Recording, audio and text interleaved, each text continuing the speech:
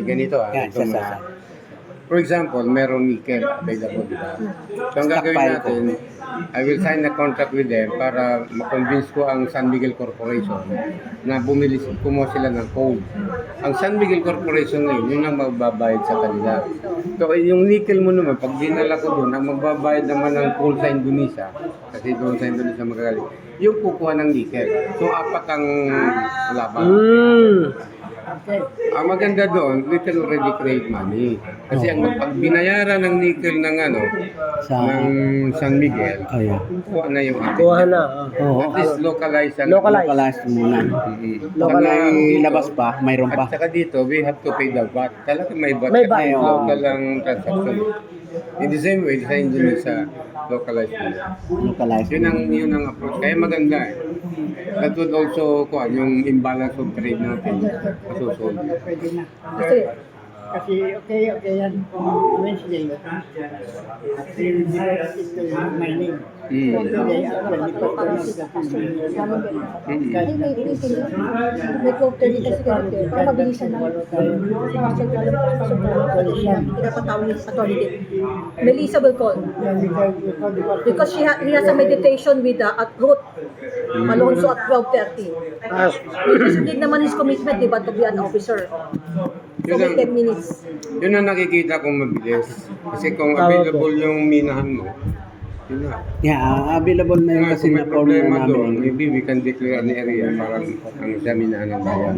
Minahan ng bayan. Yun ang... Sabi sa akin ng CDA, ilas na naman, pwede sila mag-create ng minahan ng bayan cooperative. Hindi siya maging presidente ng Pero problema kasi ang mangyayari. So tulad sa DNR yan, di ba? So kailangan ng kwan, Pakiusap. DNR. We have a mining corporation already, small mining. Yeah. Oo, yun, pwede yan. Yeah. Meron na. Meron. Wala na yung kay Oo, yun naman pala eh. And they have 500 hectares approved by the project.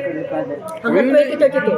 Oh, yun Ito ko papeles hindi, sila. ganun ba? Hindi, mas maganda yung kaysa yung... She wants to title the 52 hectares. May ano ka na doon, survey report, may ano ka na, exploitation, kompleto na. Ba't hindi sinasabi sa akin, no? Kasi nga pala, hindi mo tinatanong kasi alam mo naman sila hindi sila ganyan. At least ikaw yung in the know, alam mo yung proper questions to ask. But I've been telling them how to do this one by creating a minahan ng bayan. Probably, alam mo na may minahan ng bayan pinag-usapan, i-voice out mo na yun na mayroon na. Sayang yung isip ba, di ba?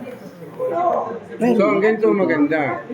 Show me the photocopies para malaman natin on how we will start. Kasi ang gagawin ko, Provide pa rin. Ay, provide pa ang rin. gagawin ko kasi dyan, Ayusin yung meeting ngayon. Yeah, kasi yeah. kailangan natin makausap ang San Miguel na mayroon tayong minahan. Kasi pag wala, hindi tayo papansin. Yun ang Tama, ano. tama. Personal ba nagkilala mo sila naman? Ha?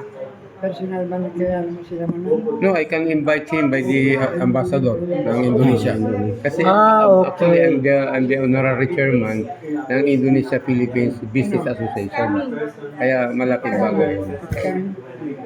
Yeah, pwede pala. Oo. Pwedeng Siyempre, hindi magkaroon. yung papalag si Ramon.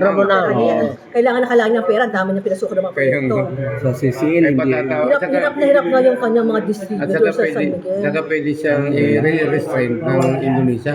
Kasi ambassador yung may kipag-usap. Oo, tama. High ranking official. Kailangan hindi niya pwedeng Ginawa pahindihan nila yun. akong chairman ng Indonesia-Philippines Business Association. Extended yan arm ng embassy. Embassy. Oo, kaya kung ano sabihin ko, that's the law. Di ba? Kung ang bisita nyo ngayon ay kumbaga Direct. affiliated ng embassy. Embassy. Makaka-decide tayo. Kasi ang bottom line din doon attorney, gano'n eh. Alam mo mga ambassador. Meron din. May kurot. Brother, ako na sana yan kasi ako dyan eh. Kasi nasabi mong kurot. Oh, so pwede ka nang parang mga sunlight, yung aksal, yung mga ganun.